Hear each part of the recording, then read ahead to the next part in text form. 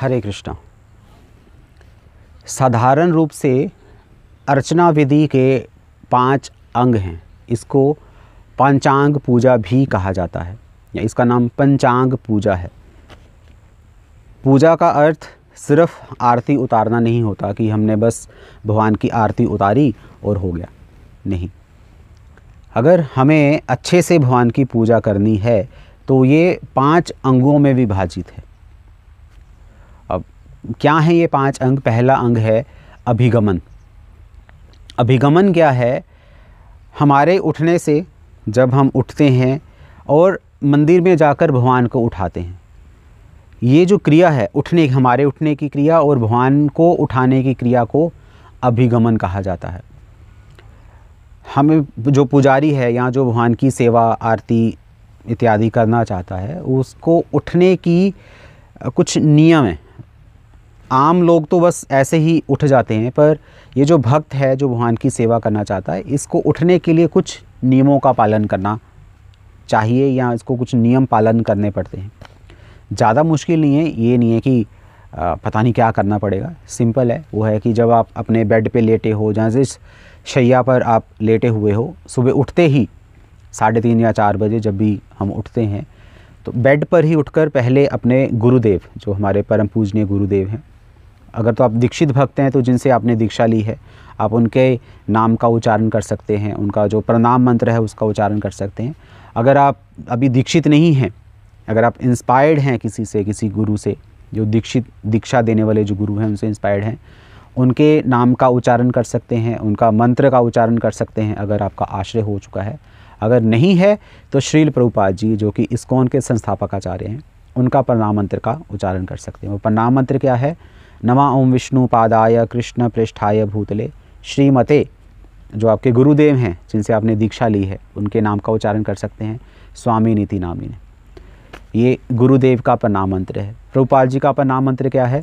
नमः ओम विष्णु पादाय कृष्ण पृष्ठाय भूतले श्रीमते भक्ति वेदांत स्वामिन इति नामिने। नमस्ते सारस्वते देवे गौरवाणी प्रचारिणे निर्विशेष शून्यवादी पाश्चात्य देशतारिणे। ये प्रभुपाद जी का प्रणाम मंत्र है। ये गुरुदेव को प्रणाम करके, प्रभुपाद जी को प्रणाम करके हरे कृष्णा महामंत्र का उच्चारण कीजिए। हरे कृष्ण कृष्ण कृष्ण हरे हरे, हरे राम राम राम हरे हरे। ये उच्चारण करने के बाद एक और मंत्र है जो कि इस्कॉन में जो सिखाया जाता है अर्चना विधि की पूजा को, वो किताब है पंचरात्र विग्रह अर्चन प्रदीप। उसी से मैं जो बता रहा हूँ सारा उसी में है। वो किताब इजीली मिल जाती है, इस्कॉन में अवेलेबल है, आप अगर चाहें तो ले सकते हैं ये किताब। इस किताब में कहा गया है एक और मंत्र उठते ही हमें बोलना चाहिए। प्रातः प्रबोधितो विष्णु ऋषिकेशेन यत्त्वया यत्तद् कस्य शीर्षान तत्करोमि त्वाज्ञया। कि हे विष्णु, हे ऋषिकेश, मैं आपका सेवक हूँ, आप मेरी इंद्रियों के स्वामी हैं, आपकी जैसी आज्ञा है वैसी सेवा करने के लिए मैं तैयार हूँ। तो ये एक छोटा सा प्रणाम है, भगवान की एक वंदना है कि हम उठे हैं। और क्यों उठे हैं? एक भक्त क्यों उठता है? भगवान की सेवा के लिए ही उठता है। इसलिए हम भगवान से सुबह सुबह प्रार्थना करते हैं। अब हमने क्या करना है? अब हमने नीचे उतरना है अपनी शैया से। जब हम नीचे उतरेंगे तो ऐसे नहीं उतरना, धरती पर पैर रखने से पहले धरती से क्षमा मांगनी है। वो क्षमा मंत्र क्या है? ये मर्यादा है, शायद हम लोगों ने कभी सुना ना हो, पर ये है। धरती देवी से हमें क्षमा मांगनी है, जो भूदेवी हैं, भगवान की शक्ति हैं। वो क्या है? समुद्र मेखले देवी पर्वत स्तन मंडले विष्णु पत्नी नमोस्तुभ्यम पाद स्पर्शम क्षमस्व में। कि हे विष्णु की पत्नी, हे धरती देवी, मैं अपना पैर आपको स्पर्श करने जा रहा हूँ, इसलिए मुझे आप क्षमा कीजिए। ये जो मंत्र है ये नारद पुराण से लिया गया है।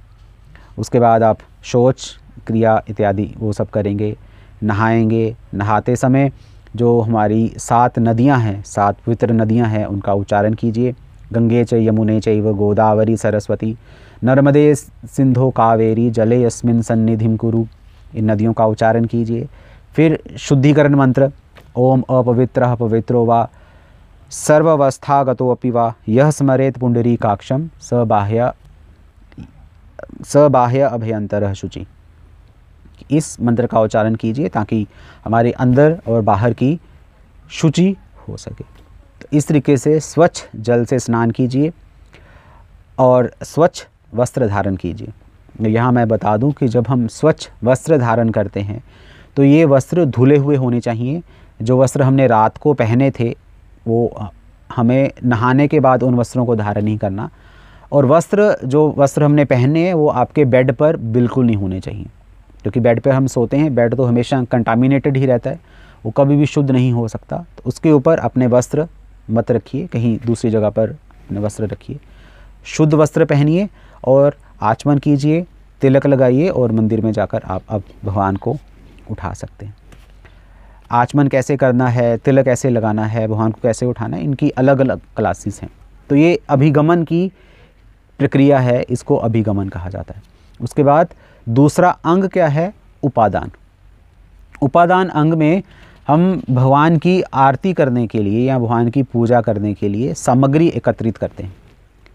जैसे आरती की थाली लगाना, भगवान की पूजा के लिए फूल, तुलसी महारानी की मंजरियाँ वो इत्यादि एकत्रित करना, ये सब उपादान में आता है। तीसरा है योग। योग क्या है? योग का अर्थ है भगवान से जुड़ना, कि कैसे हम भगवान के साथ जुड़ सकते हैं। चैतन्य महाप्रभु ने कहा है जीवे रे स्वरूप होए कृष्ण रे नित्य दास। जीव भगवान का नित्य दास है। इस सिद्धांत का स्मरण रखना ही योग कहलाता है। स्मर्तव्यो सततम विष्णु विस्मर्तव्यो ना जातु चित सर्वे विधि निषेध स्यो एतैवेरेव किंकर। कि बाकी सभी नियम इस नियम के दास हैं। वो नियम क्या है? हमेशा सततम 24/7 24 घंटे 7 दिन भगवान का स्मरण रखना है। सततम हमेशा भगवान का स्मरण रखना है। योग में ये आता है कि कैसे हम अपने शरीर को हम साफ़ रखते हैं। क्यों साफ़ रखते हैं? इस बात का ध्यान रखकर कि ये शरीर भगवान की संपत्ति है या इस शरीर से हमने भगवान की सेवा करनी है। तो ये योग में आता है। चौथा पार्ट क्या है? इज्जा। इज्जा जो अंग है, इस अंग में भगवान की डायरेक्ट सेवा की जाती है। कैसे? भगवान की जो अर्चा विग्रह हैं, अर्चा विग्रह हम कहते हैं, हम मूर्ति नहीं कहते। मूर्ति वो होती है जिसमें प्राण नहीं होते, जो जड़ है। पर मंदिर में जो हैं वो विग्रह कहा जाता है।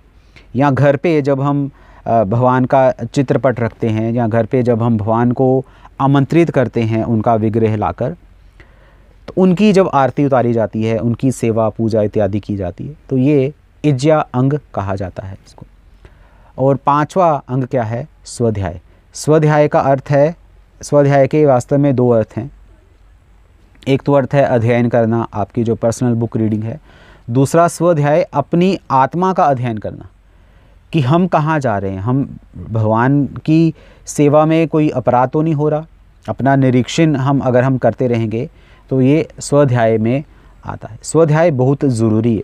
स्वाध्याय में प्रभुपाद जी ने ये भी कहा है कि मेरा हर शिष्य रात को सोने से पहले श्री कृष्ण बुक ज़रूर पढ़े। वो अध्ययन है, क्योंकि श्री कृष्ण बुक हम जितनी ज़्यादा पढ़ेंगे उतना ही हम भगवान से आसक्त हो सकते हैं।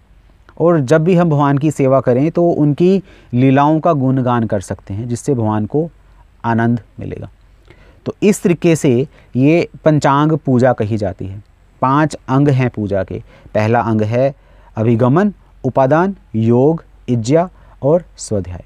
तो ये 5 अंगों का अगर हम ध्यान रखेंगे, इनको याद रखेंगे, ये ज़रूरी है, तो हम सारा दिन भगवान की सेवा कर सकते हैं, कंटिन्यूअस कर सकते हैं।